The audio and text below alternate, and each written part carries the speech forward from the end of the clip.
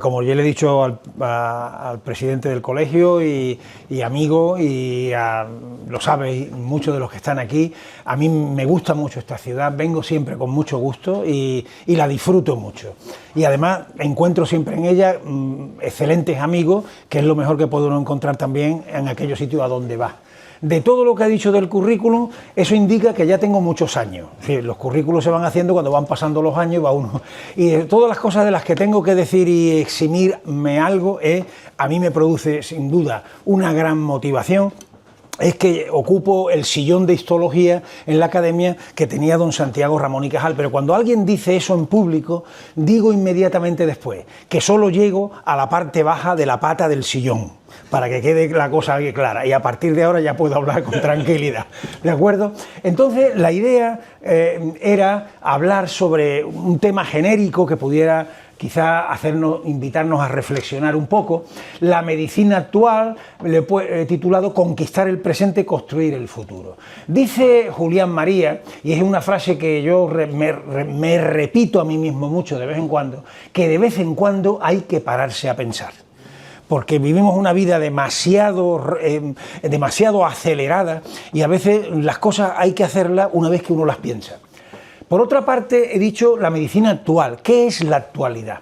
Gregorio Marañón y don Pedro Laín decían que los protagonistas de cualquier actualidad son siempre las tres generaciones que conviven en un tiempo concreto: los viejos, los adultos y los jóvenes. Hoy aquí tenemos personas viejas, yo, personas adultas, jóvenes, la mayoría de los aquí presentes, e incluso los jóvenes, y tenemos a dos jóvenes allí al fondo que tienen apenas 15 años o poco menos. Y por tanto, aquí estamos lo que se representa la actualidad, los que convivimos en lo que llamaba Marañón el patriotismo del tiempo, un mismo tiempo en la vida. Yo quisiera, por tanto, en esta actualidad, desde el año 75 al 25, básicamente, ver qué es la medicina, qué ha ocurrido en la medicina en este periodo. Y lo primero, ver un poco que hay aportaciones concretas, sucesivos conocimientos que se han ido aportando y que simbólicamente voy a comentar algunos. Y luego, algo que es más importante, cambios de paradigma. La palabra paradigma está muy de moda, pero ¿qué significa paradigma? Paradigma significa una forma de entender algo. El paradigma de cómo entendemos la medicina, cómo entendemos determinada cosa en un momento determinado.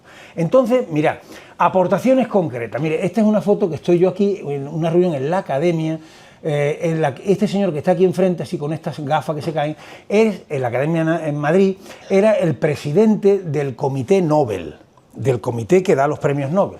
Y yo le pregunté, porque soy muy curioso, y pregunto, le digo, ¿será muy difícil dar los premios Nobel todos los años? Y dice, no, es muy fácil, porque aportaciones verdaderamente importantísimas hay muy pocas. O sea claro, yo me quedé absolutamente sorprendido con esa respuesta. Pero claro, fijaros, si queremos ver qué ha pasado en los últimos 50 años, le he puesto aquí algunos premios Nobel. Aquí tenemos César Milstein, argentino, los anticuerpos monoclonales. Hoy nos parece una cosa, bueno, esto ha ocurrido en los últimos 50 años. Gertrude Elion, una serie de fármacos que desarrolló, quizás un poco antes, ahí está. ¿Qué decir Donald Thomas y Murray? Los trasplantes, el primer trasplante de médula ósea, el primer trasplante de riñón. Y es decir, esto ha sido premiado en los últimos años y refleja un cambio, el descubrimiento de los priones, el descubrimiento de Barry Marshall del Helicobacter pylori en la úlcera gástrica, todo lo que tiene que ver el óxido nítrico y su derivado, la Viagra, el premio del 2003, la resonancia magnética, la fecundación in vitro, el virus del SIDA, el descubrimiento de la hepatitis C, pues son una serie de aportaciones que se han ido haciendo en la medicina en los últimos años. Pero yo quisiera también aquí reivindicar un poco esto, porque estoy en Melilla y lo quiero hacer, que además con mucho orgullo, porque es España, como es natural, es nuestro país. Aportaciones concretas vinculadas a Melilla. Es verdad que hay una aportación fundamental, que es la aportación de la anestesia epidural ya un poquito antes de la fundación del colegio, pero es que eso está vinculado profundamente a Melilla, la anestesia que más se utiliza en el mundo. y que eso tiene una vinculación estrictamente con nuestra ciudad.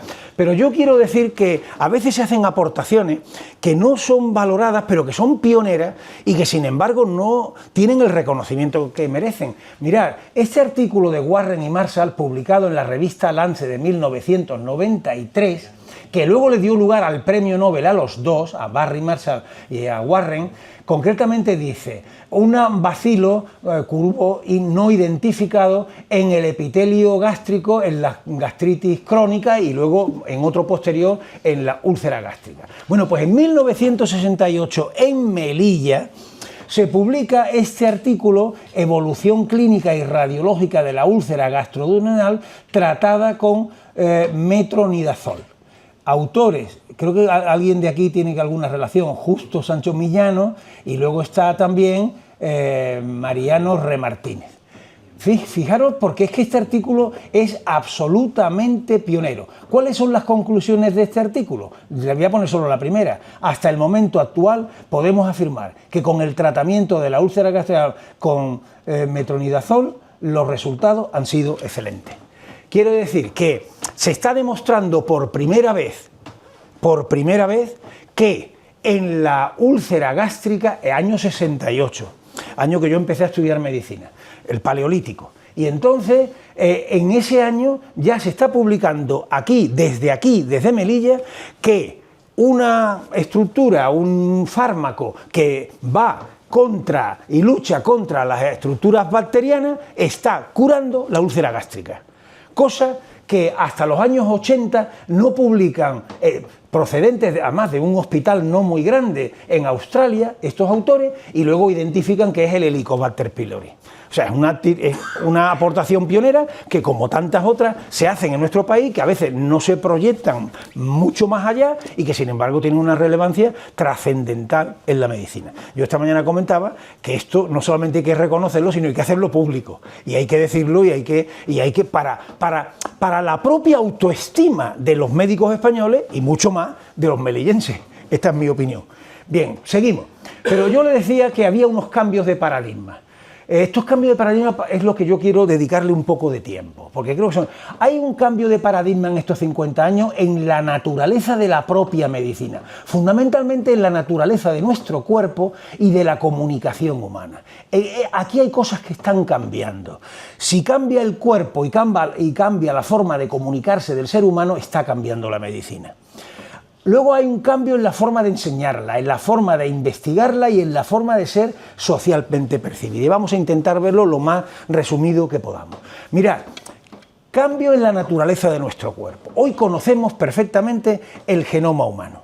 Este genoma en la que contiene toda la historia de nuestro linaje evolutivo, toda la historia de nuestra especie, y luego un 1% es la nuestra propia, la individual. Del genoma solo el 1% es lo que es cada uno de nosotros. Lo demás es la historia de los genes necesarios para ser de nuestra especie y los genes que nos dicen de dónde venimos. ¿Me explico? Pero esto es un cambio y un conocimiento fundamental de nuestro cuerpo. Bien, pero es que además estamos teniendo también conocimiento de la secuencia del microbioma humano. Nuestro cuerpo es un cuerpo en simbiosis con otros seres que viven dentro de nosotros, en la cavidad, en el tubo digestivo, en la cavidad vaginal, en la cavidad bucal, etc. Y convivimos con ellos. Y conocer su genoma es fundamental para saber la interrelación que tenemos con las estructuras y los seres vivos con los que convivimos. Somos una especie híbrida que sí, no, somos muy orgullosos de ser, pero tenemos millones de seres que viven con nosotros y nosotros de ellos. Es decir, eso es fundamental tenerlo cada vez más presente en nuestra corporeidad. Pero hay más. Hoy conocemos también un poco el epigenoma. El epigenoma son compuestos químicos, metilaciones en el ADN, etcétera, que en las histonas que van cambiando conforme al medio ambiente. Nuestro cuerpo cambia por mutación, por la cultura, que es algo que aprendemos, y evidentemente cada vez más por los conocimientos del genoma. Se dice que en el futuro, si la genética es el abecedario, la epigenética es la ortografía. Y depende de cómo escribamos esa ortografía para ser como debemos ser. Y eso está cambiando el conocimiento de nuestro cuerpo. Y luego viene la edición genómica, otro invento español que dan un premio Nobel, bueno, en España hacemos cosas peores, dan el premio Princesa de Asturias y se lo dan a otros dos y no se lo dan al que lo han inventado. Vamos, es que es una cosa que no tiene mucho nombre, pero y luego con el premio Nobel pasa 3/4 de lo mismo, pero Francis Mojica lo merece, porque la edición genómica es lo que permite que las secuencias genéticas ahora se puedan cortar, pegar, etcétera, con lo que eso significa, de modificación de nuestro propio genoma. Por tanto, insisto, cambios en nuestra corporeidad, en la naturaleza de lo que somos, y si eso no afecta a la medicina, pues estamos realmente equivocados. Pero hay más. Es que además nuestro cuerpo empieza ya de forma muy clara a ser un cuerpo cíborg. Un cuerpo cíborg es un cuerpo híbrido con dispositivos macrotecnológicos e incluso nanotecnológicos. Hoy estamos cargados de tenemos exoesqueletos, implantes, válvula, endoprótesis, incluso las gafas son nos hace ya un cíborg. Yo cuando a muchas clases de histología a los alumnos les he dicho siempre que la histología, lógicamente, es la disciplina que utiliza un instrumento amplificante. Que mientras que la anatomía utiliza el ojo desnudo, la histología utiliza un instrumento amplificante. Y para estimular a muchos que veo en la clase les digo, y todos los que tenemos gafas ya somos histólogos, ya porque tenemos un instrumento amplificante, ¿de acuerdo? Bien, pues estamos llenos de todos estos instrumentos y cada vez más. Ahora se insertan chips, hay conexiones a sistemas de ordenadores, bueno, en fin, esto va a más, es decir, es un cuerpo cambiante con unos dispositivos tecnológicos extraordinarios, incluso con algunos que todavía no se han aplicado a seres humanos, pero que son unos nanopartículas que se llaman respirocitos, porque son como eritrocitos artificiales, que acumulan mucho oxígeno y que nos van a permitir en el futuro estar sin respirar 4 horas en reposo. O, por ejemplo, respirar cada 15 minutos en una carrera. Claro, esto es algo que parece fantasmagórico, pero que va a ser antes o después, y cambia nuestro cuerpo. Pero es que hay más. Es que aquí ahora, en el año 93, Robert Lange y Joseph Vacanti crearon lo que se llamó la ingeniería tisular. Por primera vez se publica un trabajo sobre la ingeniería tisular, es decir, la construcción de tejidos artificiales. Podemos utilizar un corazón, un riñón en un trasplante, pero esto es otra cosa. Esto es fabricar en el laboratorio básicamente un tejido artificial para utilizarlo terapéuticamente. Tiene otras muchas más posibilidades, que es utilizarlo en sustitución de los animales de experimentación, que es lo que promueve ahora la Unión Europea, ¿no? Tiene la posibilidad de permitir, por ejemplo, ensayos clínicos en enfermedades raras, porque tú puedes reproducir un tejido, un órgano o un tejido muchas veces, con lo cual tienen muchos casos para poderlo. Es decir, te abre muchas posibilidades.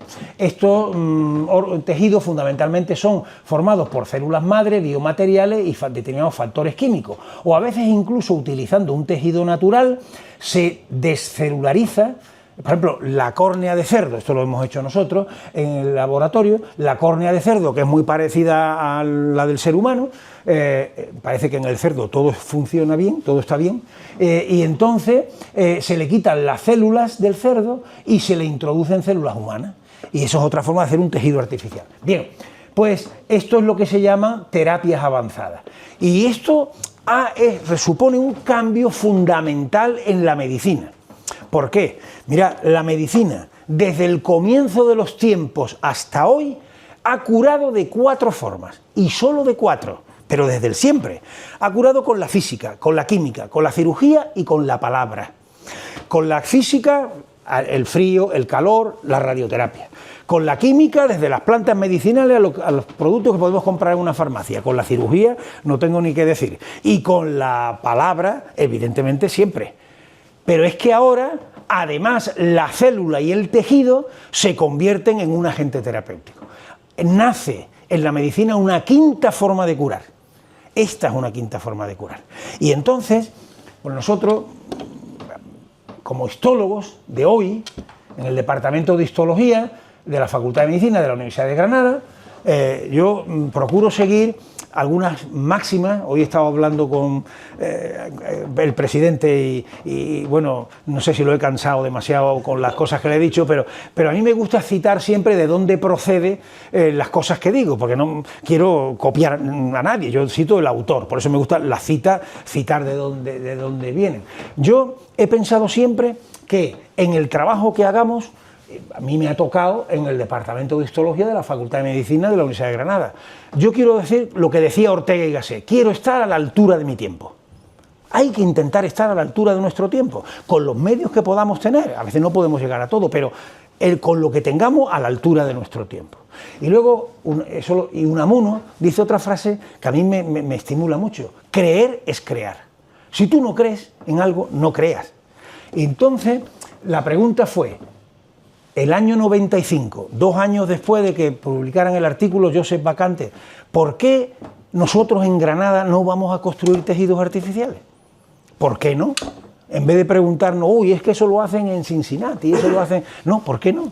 Pues sí, vamos a intentarlo, tardamos muchísimo y con muchos problemas, pero hemos ido construyendo, y aquí está la fecha, la primera córnea artificial, aquí la tienen ustedes, en 2005, otra más desarrollada en 2011, cartílago, mucosa oral, vasos, piel, tendón, nervios artificiales, paladar artificial, y luego ya algunos se han implantado en el tejido, en córnea, aunque esto parece un poquito opaco, no, esto después reproduce perfectamente la córnea, estos son en grandes quemados y evidentemente ya se ha ido aplicando. Mirad, aquí ahora, vamos a seguir, aquí os muestro este vídeo donde vemos la piel artificial, esas láminas de piel artificial, vean ustedes en un gran quemado. La primera mujer que se le puso esto fue en 2016, ven esas láminas, cómo se van.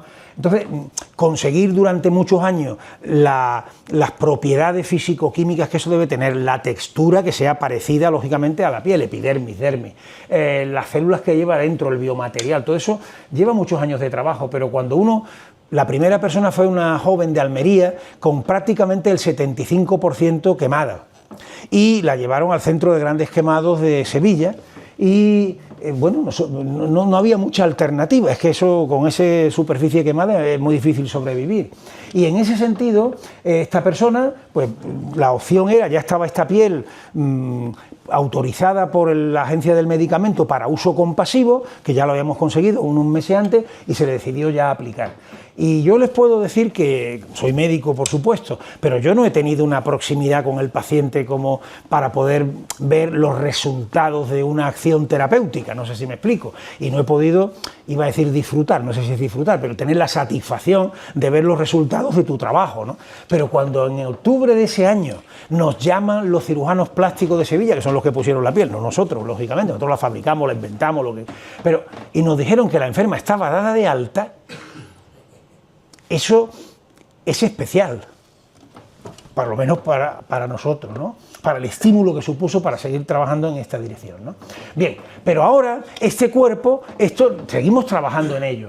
Los tejidos artificiales, estoy hablando del cambio en el cuerpo humano, todos estos cambios que van llegando, ¿no? Porque claro, esta persona ya incorpora ese tejido a su biología y lo mismo incorpora pues los otros que hemos visto allí, una córnea, en fin, son tejidos creados en el laboratorio. Pero además se le pueden poner, esto estamos trabajándolo ahora, dispositivos nanotecnológicos. ¿Cuál es el problema en la cirugía muchas veces? La pseudomona, esto no lo voy a contar yo aquí ante los cirujanos que hay, ahí la tenéis.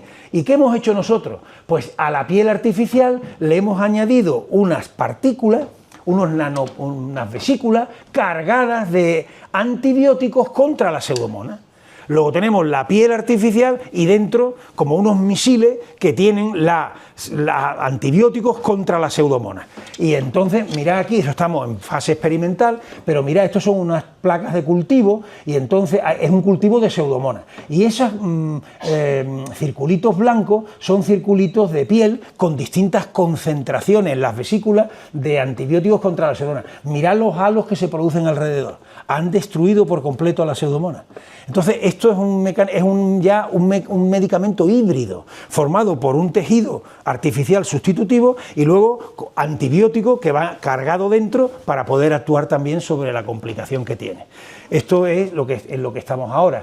Y bueno, Pero además de cambiar el cuerpo con todas estas cosas que os he comentado antes, el genoma, el epigenoma, los exoesqueletos, las válvulas, todos los dispositivos, además de todos los tejidos artificiales, además está cambiando la naturaleza de la comunicación humana.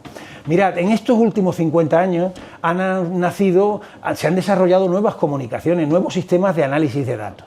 Internet, telefonía móvil, correo electrónico, redes sociales, cirugía robótica, realidad virtual, la inteligencia artificial, los big data, que están cambiando la asistencia, la teleasistencia clínica, quirúrgica, la educación sanitaria.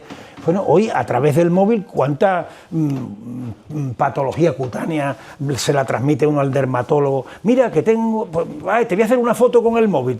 O sea, esto es un cambio de la forma de comunicar el ser humano con el paciente. Y mirad algunas imágenes que os pongo aquí. Fijaros aquí, bueno, el cirujano robótico, es que es un cambio fundamental en esta relación. En este sentido, la relación médico-enfermo ha cambiado de una medicina tradicional a lo que hoy empieza a llamarse una medicina continua. ¿Por qué se caracterizaba, todavía en alguna medida se caracteriza la medicina tradicional? Porque la medicina tradicional es reactiva a una patología. El médico va hacia la patología, es decir, hay esta patología y voy a tratarla. La información es intermitente. En un hospital el médico pasa a sala y a la mañana siguiente ve cómo ha evolucionado la temperatura, cómo ha evolucionado esto, cómo va. Es intermitente en los datos. El análisis de los datos son esporádicos y fragmentados. Vamos a esperar la radiografía, el electro, lo otro, y todos los registros pues se hacían básicamente en papel. ¿Cómo ha evolucionado esto? A una medicina que se llama continua. Es una medicina proactiva. Hoy ya el médico va antes de que se produzca la enfermedad, en muchos casos. La información es permanente. ¿Por qué? Porque ahora todo lo tenemos, los análisis de datos y las constantes del paciente son permanentes y se registran en las tecnologías de comunicación, es decir, en los monitores y demás. El paciente tiene el electrocardiógrafo, el electrocardiograma lo tiene hasta en su muñeca, la analítica la puede ver en cada momento. Entonces, no es que el enfermo en cada momento está completamente monitorizado. Y vamos a más, es decir, vamos a ir sabiendo, el médico, cada paciente, vamos a ir sabiendo como paciente qué tenemos en cada momento. No es que vayas a esperar a esto para tener esto, para dentro de 2 días que te vean, no, vamos hacia esto, vamos hacia el médico, hacia el enfermo, que va constantemente a estar informado de todo y que por tanto esa información la quiere llevar al médico. Y que el médico va a ser una persona que va a estar constantemente bombardeado por su paciente, que está permanentemente monitorizado. ¿Cómo puede asumirse eso en la relación médico-paciente? Bueno, esto es un problema, pero bastante complejo. Es decir, el enfermo siempre quiere, como es lógico, resolver su problema. ¿Y cómo lo resuelve? Pues comunicándoselo al médico. Pero claro, si tú tienes ahora esto y media hora después la glucemia tiene otro, pues se lo comunica al médico. Es que ahora estoy... Y no, pero es que ha bajado. No, pero es que ha subido. No, pero es que ahora parece que tengo aquí un electro. No, pero lo tiene... El médico, ¿cómo va a vivir el médico? No lo sé. Este es un tema, sinceramente, que a lo mejor estamos ahora en sus momentos iniciales, pero ahí estamos. Todo esto tiene su filosofía. Y a veces aquí hay 2 grandes filósofos, uno de ellos ahora muy popular, el coreano-alemán Byung-Chul Han, premio Princesa de Asturias de este año, pues, y Hannah Arendt, dicen esto que es muy interesante. El orden de las cosas que hasta ahora la han materialmente configurado y estabilizado, la exploración física, la recogida instrumental de datos, va a ir siendo sustituido por un orden digital que desnaturaliza las cosas del mundo informatizándolas. Es decir, todo va a estar en pantallas, todo va a estar ahí. No hay el papel del electrocardiograma, no, todo va a estar en una red, en una nube, en un momento determinado. Y dice después Chul Han, asistimos a una transición entre la era de las cosas, esas cosas que el médico podía tener, esa exploración física, a la era de las no cosas. Es la información y no las cosas las que determinan cada vez el mundo que vivimos. Las cosas invitan al reposo, las no cosas a la atención permanente. Y es verdad, las no cosas, todo lo que está en las pantallas. No, es que uno pasa el tiempo, en el WhatsApp, el móvil, no he contestado, he dejado de contestar, lo tengo que mandar. Bueno, es el mundo de las no cosas, están todas fluyendo y entonces cuando había cosas no, teníamos que ir a un teléfono, llamar por teléfono y ese mundo era más reposado. El mundo de las cosas tienen, como dice ahí, un orden y ahí invitan al reposo, pero el mundo de las no cosas invita a la atención permanente. ¿Cómo de mal se siente uno cuando no contesta un correo electrónico? Yo lo paso fatal. Y entonces no soy capaz de... Porque como siempre he sido educado en que las cartas hay que contestarlas, pues una carta la contesta, pero una carta es una cosa. Y yo esa carta la escribo, luego la leo, no me gusta, la cambio, voy al buzón, hago así, ya no la puedo cambiar, ya la he hecho. Bueno, pero es un mundo con un cierto reposo. Pero si me mandan 20... Yo abro por la mañana el correo y tengo 20 correos, o veintitantos, y ya vivo el resto de la mañana claro, puedo ser un indolente y decir, pues que me da igual, pero no sirvo para eso. Este es mi caso personal, estoy aquí en plan... pero creo que esto está ocurriendo y esto va a ocurrir con la medicina cada vez más, y es realmente un tema a reflexionar, ¿no? La relación médico-enfermo, pues vamos a pasar de la silla de Marañón. Ya sabéis que Marañón decía que el instrumento más importante de la medicina es la silla, para poder oír al paciente y para poder hablar con él. De la silla de Marañón, pues vamos a pasar al metaverso. Miren ustedes, este médico de la Universidad de Stanford, que está sentado ahí en un sitio con una gafa de realidad aumentada, con 40 pantallas, o sea, esa es la imagen del médico del futuro, por lo menos así están en la Universidad de Stanford. No sé si vamos a llegar a esto así, pero lo que quiero es plantearlo, ¿no? Yo he venido aquí a plantear y a reflexionar en esto, ¿no? Bien, pero es que ha cambiado también la forma de enseñarla. En 1993 el Comité Consultivo de la Formación de Médicos dijo una serie de cosas que son algunas muy pertinentes y que hay que intentar llevarlas a cabo. Hay que tener como adquisiciones fundamentalmente en la enseñanza, adquisición de conocimientos, de destrezas, de actitudes y de valores éticos. Es importante que el estudiante asuma cambios futuros en su formación posgraduada y continuada. Establecer una enseñanza centrada en el estudiante y no en las materias. Es decir, el departamento de histología, de cirugía, de medicina, no está al servicio de la histología solamente. En una facultad está al servicio del estudiante. Tiene que pensar en el estudiante. No, porque si no, no sería una facultad, no sería para la enseñanza. Esto para mí es fundamental, orientar médicamente las enseñanzas preclínicas. Y esto es un asunto muy grave, yo lo he comentado también con el presidente, quizás los colegios ahí deberían ser un poco más pertinentes. Cuando uno se pregunta y dice, ¿puede haber un catedrático de anatomía que sea químico? ¿Los hay? Sí. ¿Por qué? Porque están en un área de conocimiento. Yo soy de la opinión que los distintos profesionales pueden y deben estar en los departamentos colaborando para la investigación, sobre todo cuando son departamentos que enseñan en distintas facultades, como ocurre con el nuestro, ¿no? Pero creo que en medicina hay que enseñar con una orientación médica. Es decir, si uno se dedica a otro campo, pues la vellosidad intestinal pues vale igual que otro tejido en otro animal, pero en el ser humano no, porque es fundamental en la malabsorción y tú tienes que explicarla muy bien. Pongo un ejemplo, ¿no? Y como eso muchos más. Es importante favorecer la relación profesor-alumno y alumno-paciente. Hay que desarrollar la enseñanza clínica también fuera del hospital. Adecuar el aprendizaje y los exámenes. Esta es una cosa que parece una tontería, pero que es muy importante. Y la propuesta de la Unión Europea es que haya un examen final europeo de medicina. Esto yo lo veo difícil todavía, pero bueno, quizás se llegue. Es muy importante el nuevo concepto de facultad. Es evidente que la facultad es una estructura, es un edificio, si queremos decirlo así, identitario de la enseñanza de la medicina. Pero la facultad está... Y esta es una frase que la decía yo cuando era incluso decano, hace ya mucho tiempo, pues en la facultad está donde esté el profesor y el alumno. Y por tanto la facultad está en el hospital, en el centro de salud, en un hospital de un nivel, en el otro. Ahí donde está el profesor y el alumno está la facultad. Eso no quiere decir que luego no haya un lugar identitario en la que todos nos reunamos, todos, en fin, tengamos allí el depósito de la historia, tengamos lo que queramos, pero tenemos que darle protagonismo a donde está la facultad, donde está el profesor y el alumno aprendiendo, el profesor enseñando y el alumno aprendiendo. Bien, y luego están las nuevas modalidades didácticas. En esto hay algunas que son muy interesantes, otras que parecen convertir a los estudiantes de medicina, como digo yo, en algunas cosas, parece convertirlos como en jóvenes que están en una guardería, que parece que están para divertirse. Vamos a ver las prácticas, a ver si aparecen colores, este color, el otro color. Bueno, esto, mire, parece una guardería, pero algunas técnicas innovadoras son importantes. Por ejemplo, enseñar con el mecanismo de resolución de problemas. Es muy importante abordar un problema y abordarlo desde las distintas materias. Es importante el ECOE, la prueba de evaluación clínica objetiva estructurada.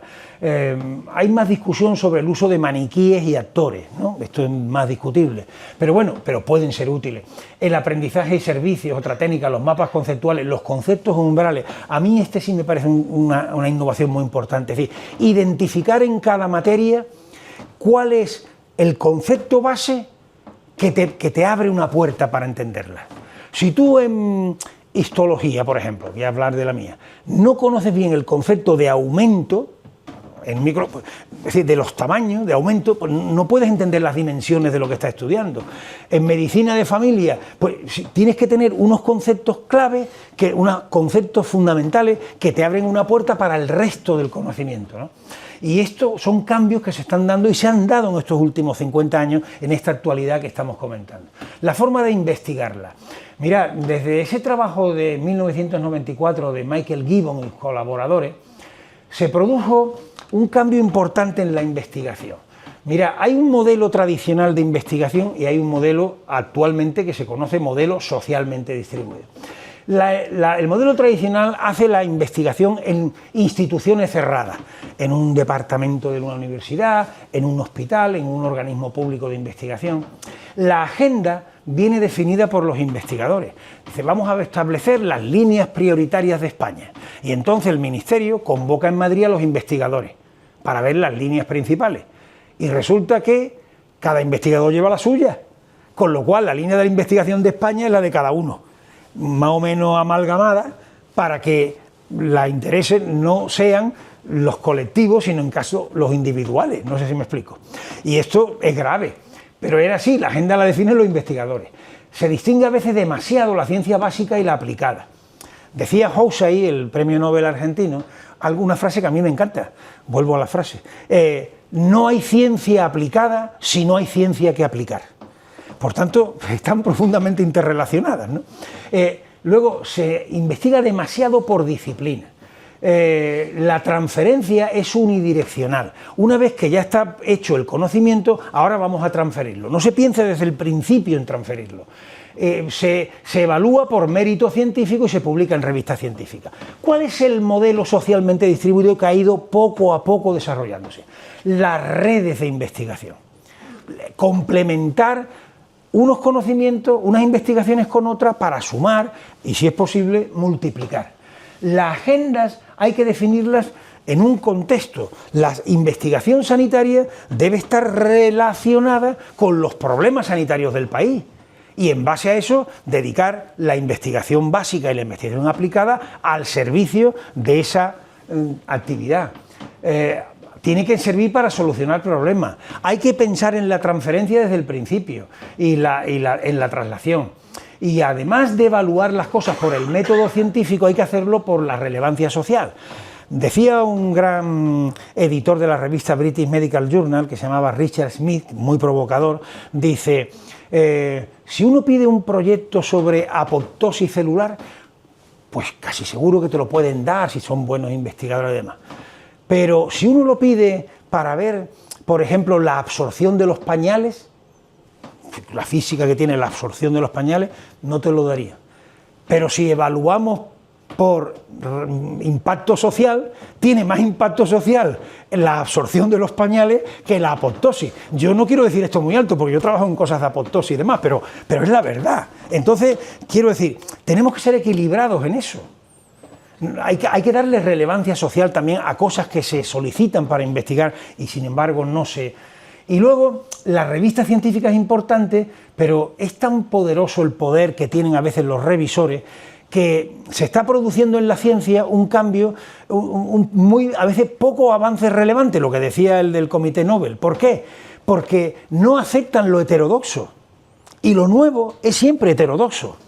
No es reafirmar lo que ya existe, ¿me explico? Y entonces como los revisores no quieren aceptar lo heterodoxo, y esto es lo que suele y está ocurriendo. Bien, yo he tenido algo que ver y estoy contento con ello. Cuando dirigí el Instituto Carlos III entre el 2000 y el 2004, propuse por primera vez la creación de las redes de investigación cooperativa. Conseguimos una cantidad muy importante de fondos y se crearon esas redes, se crearon 69 redes en oncología, en neurología, en infecciosa, en cardiovascular, es decir, en relación de problemas reales que hay en la población. Y creo que esto ahora se han cambiado el nombre, se llaman CIBER, pero sigue manteniendo. Y se creó los institutos de investigación sanitaria. Estos institutos son fomentar la cooperación entre las universidades, los hospitales, los centros de investigación, los centros de salud, es decir, trabajar juntos. Yo decía en plan un poco irónico que las redes de investigación, pues claro, yo me enfrentaba allí en Madrid en los científicos, estoy hablando aquí quizás demasiado coloquial en algunas cosas, pero yo prefiero hacerlo así porque estoy entre amigos y demás, aunque esté grabándose esto, pero a veces encuentra uno entre los científicos más famosos muchos divos de la ópera. Y entonces, no, es que el dinero hay que ponerlo en Madrid. Y yo le decía, bueno, pero es que en Santiago de Compostela, en Granada, en Cádiz o en Lérida, hay gente muy buena. Y le decía yo a uno de esos científicos, mira, fulano, la inteligencia está repartida, no está concentrada, está repartida. Y como está repartida, hay que repartir el dinero para que las inteligencias funcionen. Lo que vamos a hacer es ponerte junto a él para que el que sabe de una cosa, uno sabe de epidemiología en Barcelona, pues se pone en contacto con el que sabe de células en Salamanca o con el que sea. Y eso fueron las redes, con la obligación, para que no os concentrasen todo en una misma comunidad autónoma, de que tenía que haber al menos 3 centros de cada comunidad. O sea, para que no hubiera... Bueno, eso salió así, pero eran personas que trabajaban a distancia. Pero como yo digo, como en el circo, a veces hay que hacerlo más difícil todavía. Vamos a hacer más difícil todavía, que es que trabajen los que viven juntos. Eso es mucho más complicado. Es decir, el que está en el hospital con el del departamento de la misma facultad, con el centro de salud del mismo ciudad, bueno, eso es lo más difícil todavía. Pero para eso se crearon los institutos, para obligarles de alguna forma a trabajar juntos, ¿no? Y yo creo que han sido muy exitosos estas ideas porque siguen siendo todavía las que existen y hay que seguir fomentándolas y desarrollándolas y han pasado ya 20 años de todo esto, ¿no? La forma de ser percibida la medicina. Bueno, yo creo, no voy a entretenerme mucho en esto, yo creo que la población española ha tomado conciencia de que el Sistema Nacional de Salud es un bien a preservar con independencia de los gobiernos que rigen en coexistencia con la atención privada. Yo creo que hoy día, no como ocurría cuando yo era joven, la investigación, la sociedad percibe que la investigación médica y la docencia deben estar implicadas en la práctica médica y en los centros sanitarios. Eso hoy día no es discutible. Cuando yo era estudiante, los estudiantes tenían que ir a los hospitales clínicos porque no podían, y había incluso propaganda oficial, que no podían ir a la residencia sanitaria porque, bueno, en fin, no voy a comentar cosas de esas, pero eso hoy está asumido de otra manera. Hoy se ve que es importante que estén, que el sistema de salud va incorporando cada vez las terapias más innovadoras progresivamente y que no hay que ir al extranjero para poderlo hacer. Y yo creo que estas son percepciones cada vez más crecientes en nuestra sociedad. Pero esto, claro, requiere algo muy importante, rescatar el protagonismo del médico de la maraña administrativa.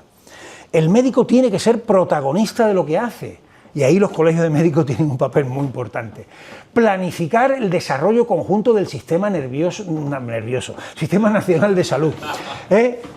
O sea, tenemos que ser solidarios, tenemos que aceptar distribuciones. No puede uno tener todo en todos los sitios, no puede uno estar todo en todos los hospitales. Entonces tenemos concretamente que aceptar una distribución equilibrada, pero hay que explicarla, y hay que explicar por qué. A mí me preguntaban muchas veces si yo había tenido problemas con los alumnos. Digo, mira, en general no he tenido problemas con los alumnos que yo he tenido, pero por una razón, porque siempre les he dado una explicación de lo que hacía. Lo que uno tiene que hacer siempre cuando está en algún sitio, sea gerente, presidente de colegio de médicos, decano, académico, o lo que sea, jefe de servicio, explica por qué haces lo que haces. No lo haces porque eres jefe, explica porque tiene una razón. Puedes no estar de acuerdo, y pueden no estar de acuerdo contigo, pero tú lo haces por una razón. Y eso hay que explicarlo. Y cuando ocurre eso, generalmente, en mi experiencia, no suele haber muchos problemas. Bueno, pues yo creo que hay que hacer una planificación desde ese tipo de criterio, explicando el porqué. Hay que prevenir la judicialización de la medicina. Al médico no lo podemos convertir en un señor que solamente hace protocolos. La misión de hacer protocolos, eso lo va a hacer la inteligencia artificial. El médico tiene otra dimensión humana fundamental que hay que reivindicar.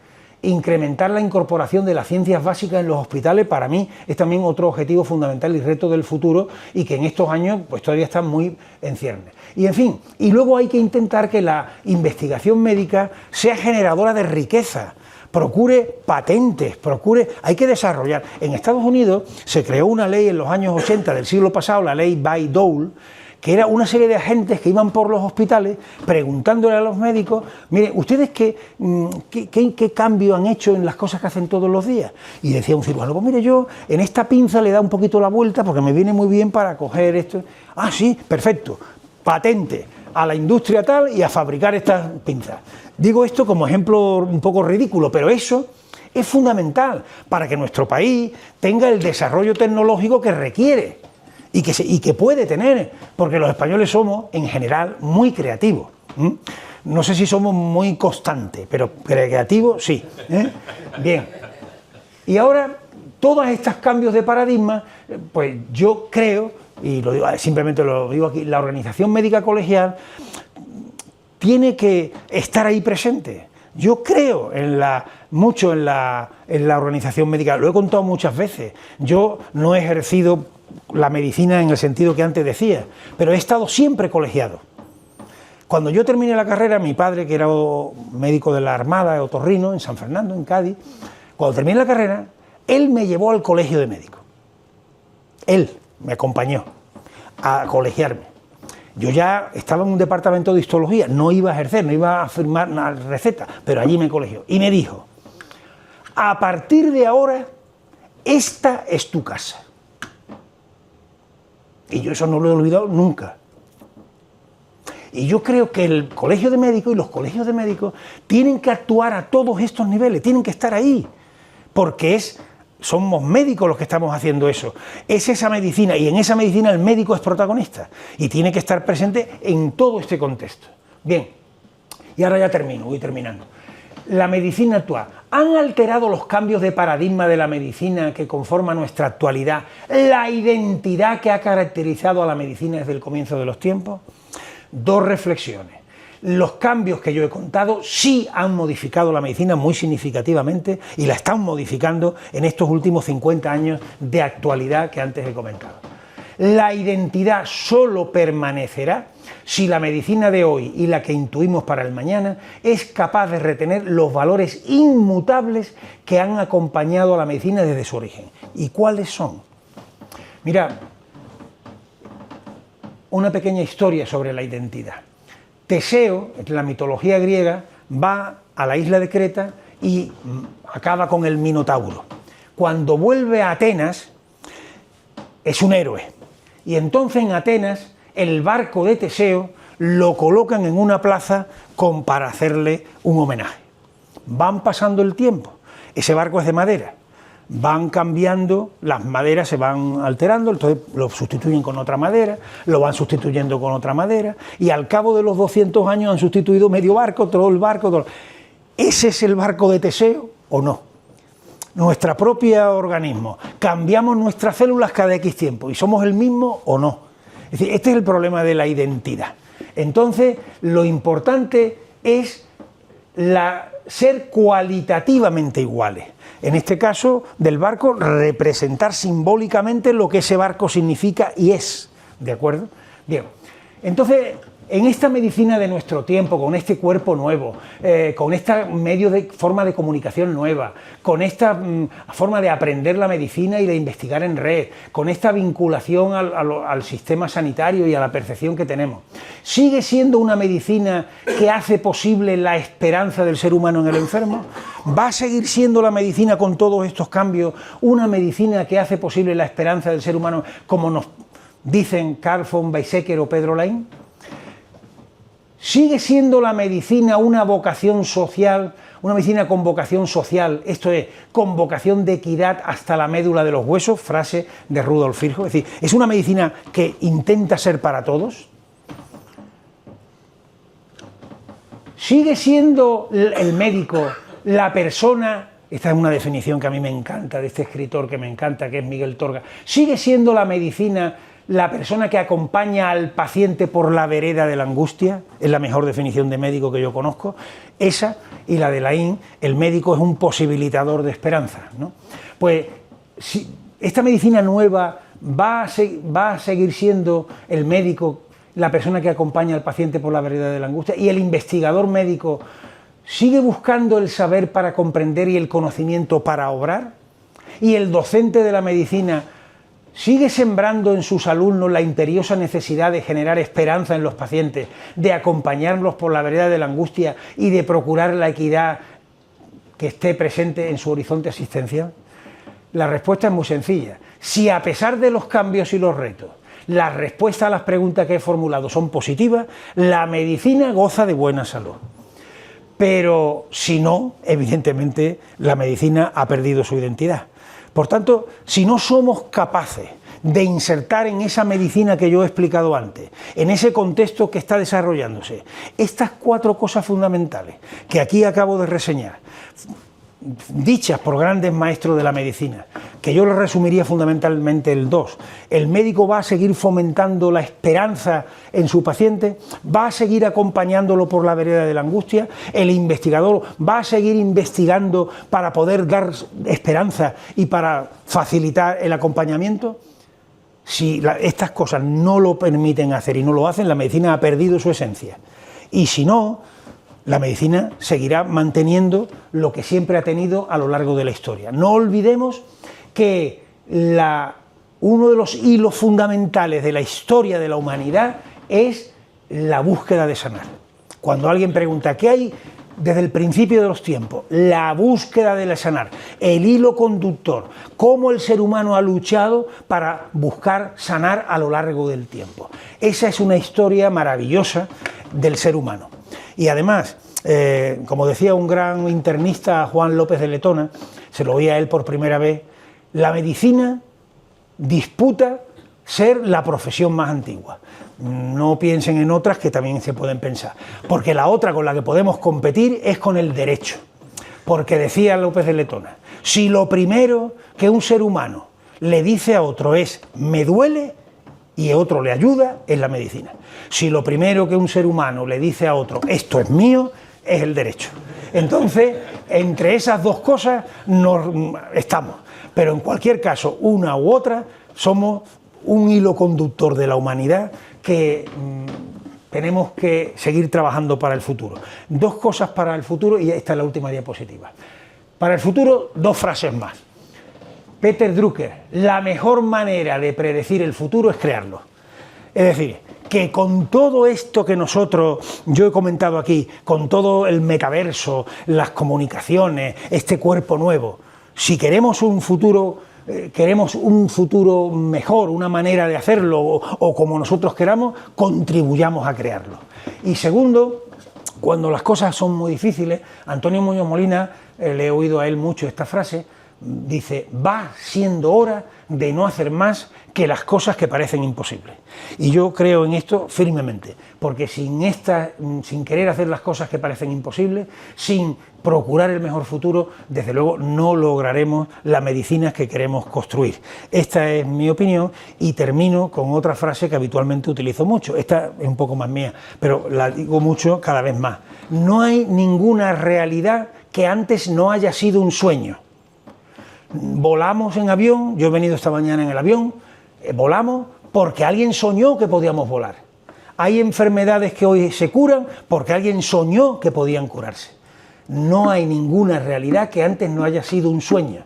Por eso los sueños no solo no están prohibidos, sino que deben ser estimulados. Y nada más, muchas gracias.